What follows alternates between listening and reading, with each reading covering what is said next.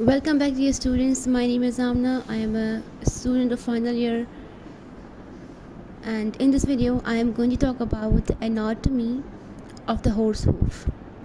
Horse hoof की anatomy understand करना बहुत ज़रूरी होता है because as we know that horses also wear the shoes on their hoof, but उनके जो shoes होते हैं they are quite different from us. They have to be trimmed or they have to be pricked up by the nails. So let's discuss about it.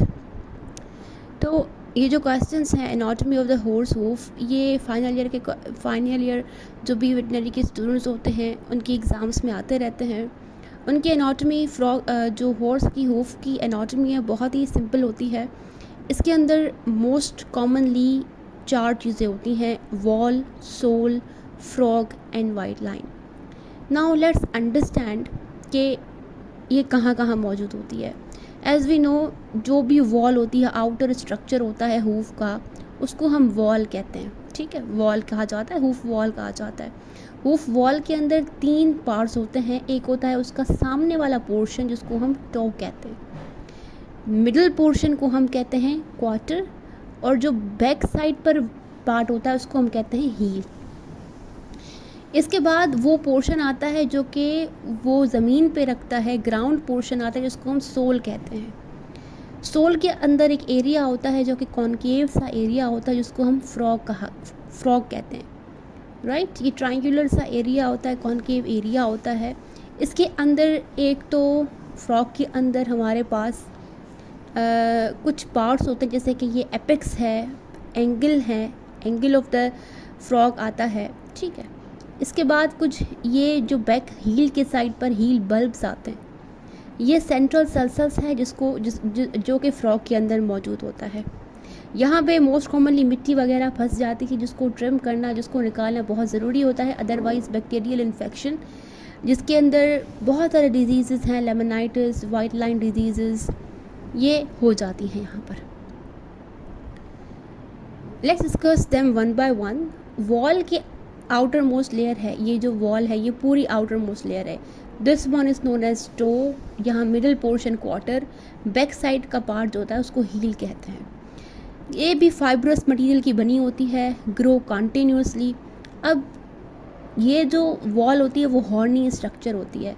Now how it grows, जैसे कि nails होते हैं, हमारे nails grow होते हैं, फिर हम काट देते हैं उनको, जो ग्रो हो रहे होते हैं. राइट, इसी तरीके से यहाँ पर भी जब ग्रोथ एक्स्ट्रा हो जाती है तो उनको भी हमें ट्रिम करना पड़ता है और हमें वहाँ पे शूज़ प्रोवाइड करना पड़ता है. इनकी प्रोपोर्शन होती है, टो की प्रोपोर्शन है 3 सेंटीमीटर्स एंड क्वार्टर की 2 इंचेस या हील की जो है 1 इंच. इनका ये प्रोपोर्शन होता है. इससे अगर ज़्यादा बढ़ता है तो इसको ट्रिम करना चाहिए, या अदरवाइज़ ये अगर नेचुरली ज़्यादा है तो एनिमल को चलने फिरने में प्रॉब्लम्स होती हैं. ये ग्रो करते रहते हैं विद द हेल्प, क्योंकि इनको नरिशमेंट हासिल होती है. नरिशमेंट इनको जो है कॉर्नरी बैंड, पेरी कोरियम यहाँ पर मौजूद होते हैं. वाइट लाइन के अंदर जो है नर्व्स मौजूद होती हैं जो कि यहाँ पर ब्लड सप्लाई का काम करती हैं और जो है यहाँ पे नरिशमेंट प्रोवाइड करती हैं.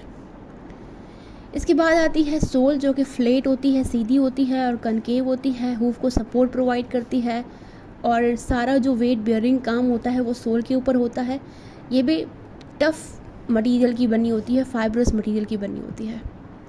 इसके बाद आती है white line. As you can see clearly here, outer wall, यहाँ पे ये इनर वॉल आती है और इस जगह पर जो है ना वाइट लाइन स्टार्ट होती है. इस जगह पर वाइट लाइन स्टार्ट होती है और ये वाइट लाइन सोल को, ये सोल है और जो आउटर कवरिंग है, आउटर वॉल है, उसको बीच में सेपरेट करती है वाइट लाइन. ठीक है, यहाँ पर आप डिफरेंट स्ट्रक्चर्स भी देख रहे होंगे.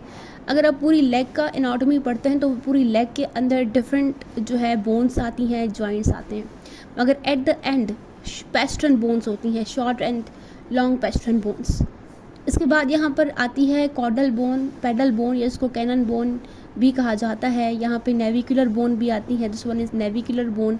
ये डिजिटल कुशन होता है जो कि सपोर्ट प्रोवाइड करता है, वेट बियरिंग का काम करता है, शॉक एब्जॉर्बर का काम करता है. नाउ जो हम बात करें कौन से टिश्यूज़ होते हैं हॉर्स के हूफ के अंदर, तो एक तो है डिजिटल कुशन, दूसरा होता है laminae. Let's see over here. यहाँ पे हम देख रहे हैं कि पेस्ट्रन बोन है लॉन्ग, उसके बाद है short pastern bone, this one. Small C जो बोन है वो नेविकुलर बोन है, यहाँ पे नेविकुलर डिजीज़ भी हो जाती है। This one is pedal bone या कैनन बोन कहते हैं, यहाँ पर ये डिजिटल कुशन है ये वाला। ये बिल्कुल हील की साइड बैक पार्ट की तरफ होता है डिजिटल कुशन। इसका बहुत ही अहम किरदार होता है शॉक को एब्जॉर्ब करने में। और ये वाला लेमिनरी रीजन है, लेमिनाई जिसको कहते हैं, लेमिनरी रीजन है जिसके अंदर ब्लड वेजल्स मौजूद होती हैं जो कि इनको ब्लड प्रोवाइड करती हैं, फूड नरिशमेंट प्रोवाइड करती हैं।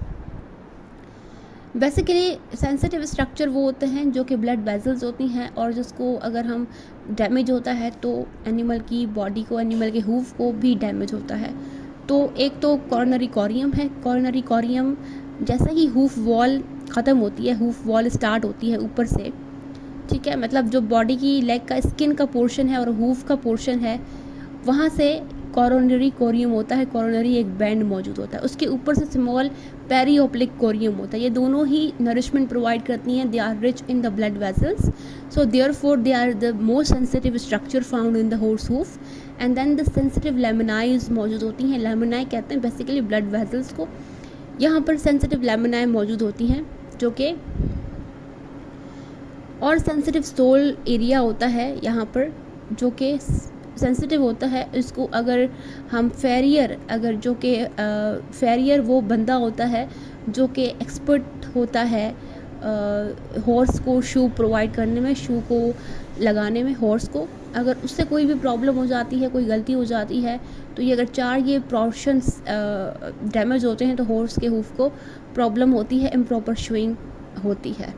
Hope you understand this lecture. Thank you for watching this.